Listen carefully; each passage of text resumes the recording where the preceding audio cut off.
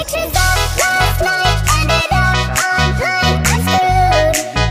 Oh well, it's a blacked out word, but I'm pretty sure it ruled. DJ the Classic Remix.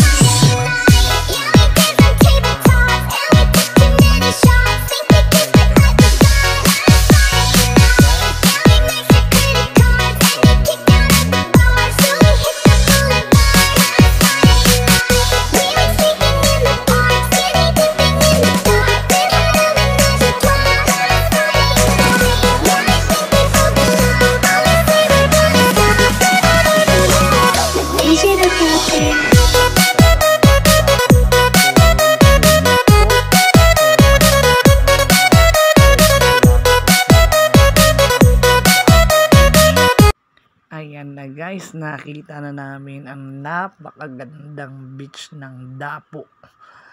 At unti-unti kaming nagpicture-picture. Ayan na si Esek, bumibili na ng manok, ulam namin, binakol. Ayan na guys, sinihiwa na ni Esek ang mga ricado. Alam mo, feeling shit. Oh, ayan na siya. Hindi ng uling. Ayan ang aming lutuan for now. Kasi ayan lang ang ulingan namin. Nakikita nyo naman guys. Mamaya kakain na kami pag naluto na. Ayan si Esek parang hindi yata tama ang ginagawa mo dyan. Ayan guys, no, tapos na kaming kumain at nagpainit kami ng isang boteng Alfonso. Dahil umuulan habang nagpiprepare kami ng aming mga gamit. Malakas na dyan, kaya maliligo na kami kahit umuulan. Kaming tatlo lang. Umuulan yan guys, kaya may payong ako. Huwag na kayong magtaka. Oh, nakikita nyo guys. Makikita nyo kung gaano kaganda Dapo Beach. Ayan, tawa na ng tawa si Esek. Dahil ang daming nakain at ang daming nainom. Ayan na guys, kaming tatlo lang. Tapos magpapahinga kami pagkatapos maligo. Dahil konti lang ang tulog namin.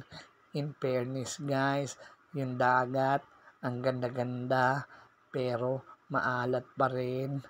Dadagdagan pa ng libag namin guys. Mag-enjoy at manood lang kayo guys ha. Ayan, siya shoutout pa si Esek.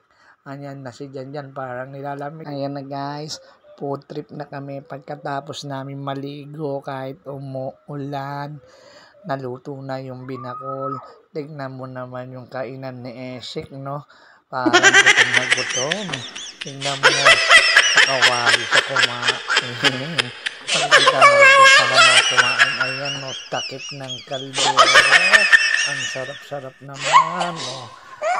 Diyan siya kumain, tuwan-tuwa siya, no. Wala kaming gamit.